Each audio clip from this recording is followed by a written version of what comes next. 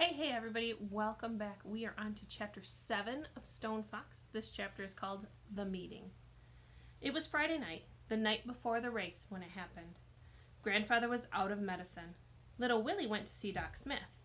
Here, Doc Smith handed Little Willie a piece of paper with some scribbling on it. Take this to Lester right away. But it's nighttime, the store's closed. Just knock on the back door, he'll hear you. But are you sure it's all right? Yes. Lester knows I may have to call it on him at any time, day or night. People don't always just get sick during the working hours now, do they? No, I guess they don't. Little Willie headed for the door. He sure wished he could stay and have some of that cinnamon cake Doc Smith was baking in the oven. It smelled mighty good. But Grandfather needed his medicine, and anyway, he wouldn't think of staying without being asked. One other thing, Willie, Doc Smith said. Yes, ma'am? I might as well say this now as later. It's about the race tomorrow. Yes, ma'am. First, I want you to know that I think you're a darn fool for using your college money to enter that race. Little Willie's eyes looked to the floor. Yes, ma'am. But since it's already been done, I also want you to know that I'll be rooting for you. Little Willie looked up. You will? Win, Willie. Win that race tomorrow. Little Willie beamed.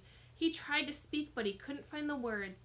Embarrassed, he backed over to the door, gave a little wave, and then turned quickly to leave. And Willie? Yes, ma'am? If you stay a minute, you can have some of that cinnamon cake I've got in the oven. Yes, ma'am. Later on his way to town, Little Willie sang at the top of his lungs. The sled's runners cut through the snow with a swish. This was a treacherous road at night, but the moon was out and Searchlight could see well. And anyway, they knew this road by heart. Nothing was going to happen. Lester gave Little Willie a big bottle of what looked like dirty milk. How's your grandfather doing? Lester asked. Not so good, but after I win the race tomorrow, he'll be better. Doc Smith thinks so too. Lester smiled. I admire you, Willie. You got a heap of courage going up against the likes of Stone Fox. You know he's never lost, don't you? Yes, I know. Thank you for the medicine. Little Willie waved goodbye as Searchlight started off down Main Street. Lester watched the departing sled for a long time before he yelled, Good luck, son! On his way out of town along North Road, Little Willie heard dogs barking. The sound came from the old deserted barn near the schoolhouse. Willie decided to investigate. He squeaked open the barn door and peeked in. It was dark inside and he couldn't see anything. He couldn't hear anything either. The dogs had stopped barking. He went inside the barn. Little Willie's eyes took a while to get used to the dark, and then he saw them, the 5 Samoyeds. They were in the corner of the barn on a bed of straw. They were looking at him. They were so beautiful that Little Willie couldn't keep from smiling. Little Willie loved dogs. He had to see the Samoyeds up close. They showed no alarm as he approached or as he held out his hand to pet them. And then it happened.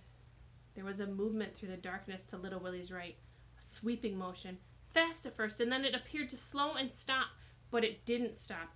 A hand hit Little Willie right in the face, sending him over backwards. I didn't mean any harm, Mr. Stone Fox, Little Willie said as he picked himself up off the ground, holding a hand over his eye. Stone Fox stood tall in the darkness and said nothing. Searchlight barked outside. The Samoyeds barked in return. Little Willie continued, I'm going to race against you tomorrow. I know you want to win, but I want to win too. I gotta win. If I don't, they're going to take away our farm. They have the right. Grandfather says that those that want to bad enough will. So I will. I'll win. I'm going to beat you. The Stone Fox remained motionless and silent. Little Willie backed over to the barn door, still holding his eye. I'm sorry we both can't win, he said, and then he pushed open the barn door and left, closing the door behind him. In the barn, Stone Fox stood unmoving for another moment. Then he reached out with one massive hand and gently petted one of the Samoyeds.